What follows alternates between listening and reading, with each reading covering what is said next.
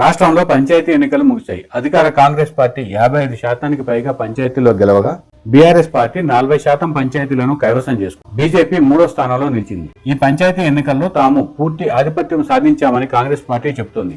అదే స్థాయిలో BRS party కూడా తాము ప్రభుత్వాన్ని గట్టిగానే ఢీకొట్టామని చెబుతోంది. ఎవరి వాదన ఎలా ఉన్నా క్షేత్రస్థాయిలో ఉన్న పరిస్థితి ఏంటో ఒక్కసారి చూద్దాం. సాధారణంగా అధికార పార్టీకి స్థానిక సంస్థల ఎన్నికల్లో చాలా ప్లస్ పాయింట్లు ఉంటాయి. అధికారంలో ఉండడం ఒక కారణం అయితే అధికార పార్టీ గెలిస్తే గ్రామాల్లో ప్రగతి సాధ్యమనే ఉద్దేశంతో ఓటర్లు చాలా మంది అధికార పార్టీ వైపే మొగ్గు చూపుతారు. ఇక పార్టీల గుర్తు లేకుండా జరిగే ఎన్నికలు కావడంతో తటస్థ అభ్యర్థులు కూడా గెలిచిన తర్వాత అధికార పార్టీ వైపే మొగ్గు చూపుతారు. అంతేకాకుండా ప్రస్తుతం అధికారంలో ఉన్న రేవంత్ సర్కార్ పలు సంక్షేమ కార్యక్రమాలను అమలు చేస్తోంది. రైతు రుణమాఫీ, పెట్టుబడి సాయం, ధాన్యం కొనుగోళ్లు, మహిళలకు ఉచిత బస్సు, పొదుపు సంఘాలకు వడ్డీ లేని రుణాలు, ఇలా ప్రతి వర్గానికి చేరువయ్యేలా సంక్షేమ పథకాలను అమలు చేస్తోంది. గ్లోబల్ సమ్మిట్ ద్వారా పెట్టుబడులను ఆకర్షించామని, ఈ 2 రోజుల సమ్మిట్ లో దాదాపు 6 లక్షల కోట్ల రూపాయల పెట్టుబడులు రాష్ట్రానికి వచ్చాయని ఘనంగా ప్రచారం చేసుకుంది. ఇలాంటి సానుకూల అంశాలు రేవంత్ రెడ్డి సర్కారుకు చాలానే ఉన్నాయి. అయితే పంచాయతీ ఎన్నికల ఫలితాల విషయానికి వస్తే గ్రామాల్లో ఇందుకు భిన్నమైన చర్చ జరుగుతోంది. అది పూర్తి స్థాయిలో కాంగ్రెస్ పార్టీకి వ్యతిరేకమని చెప్పలేకపోవచ్చు, కానీ రానున్న కాలంలో కాంగ్రెస్ పార్టీకి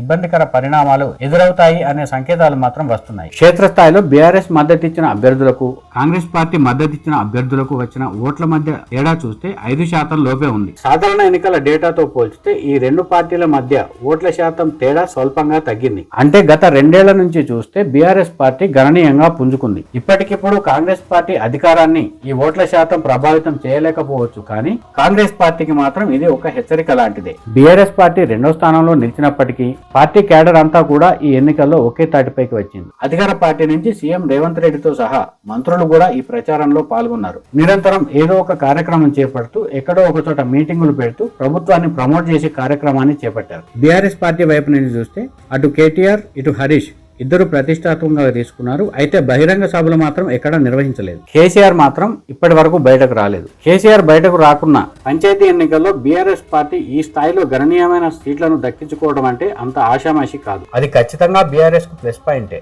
పరిస్థితి ఇలాగే కొనసాగితే రానున్న కాలంలో జరిగే జిల్లా పరిషత్, మున్సిపల్ ఎన్నికల్లో బీఆర్ఎస్ మరింత పుంజుకునే అవకాశం స్పష్టంగా కనిపిస్తుంది. మరి కాంగ్రెస్ పార్టీ ఇన్ని పథకాలు అమలు చేస్తున్నా, ఇన్ని అభివృద్ధి కార్యక్రమాలు చేపడుతున్నా, అది గ్రామాలకు అందుతున్నా పార్టీ కేడర్లో మాత్రం గ్యాప్ వచ్చిందని చెప్పవచ్చు. 2 పార్టీలు కూడా అటు సాధారణ ప్రచారం కోసం, ఇటు సోషల్ మీడియా ప్రచారం కోసం భారీగానే నిధులు వెచ్చిస్తున్నాయి. ఇంకా ఒక రకంగా చెప్పాలంటే అధికారంలో ఉండటంతో కాంగ్రెస్ పార్టీ అటు అధికారికంగా అంటే అధికారిక కార్యక్రమాలతో పాటు తన పేజ్ హ్యాండిల్స్ ద్వారా సోషల్ మీడియాలో విస్తృతంగా ప్రచారం చేస్తుంది. కానీ బీఆర్ఎస్ పార్టీ సోషల్ మీడియా మాత్రం పూర్తి ఆధిపత్యం కనబరుస్తుంది. మరి ఈ విషయంలో గ్యాప్ ఎక్కడ ఉందనేది కాంగ్రెస్ పార్టీ గ్రహిస్తుందా లేదా అనేది చూడాలి.